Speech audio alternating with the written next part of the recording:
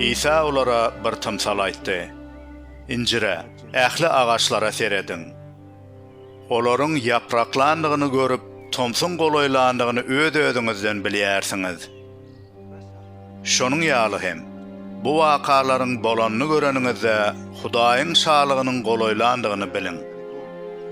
Size dogrusyny aýdýaryn. Bu zatlar bolýança bu nesil dünýäden ötmez.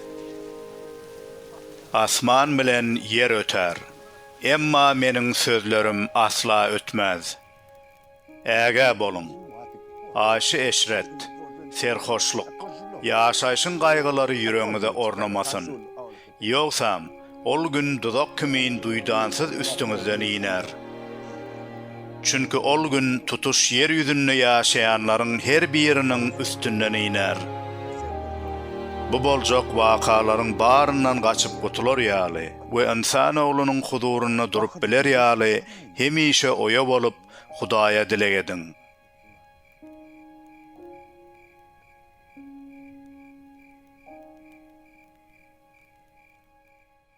İsa gündüzlerine ibadathananyň howlusyna halka öwrederdi.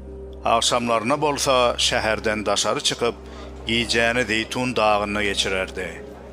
Ir seher bilen ähli halk onuň gürrüňlerini dinlemek üçin ibadathana gelerdi.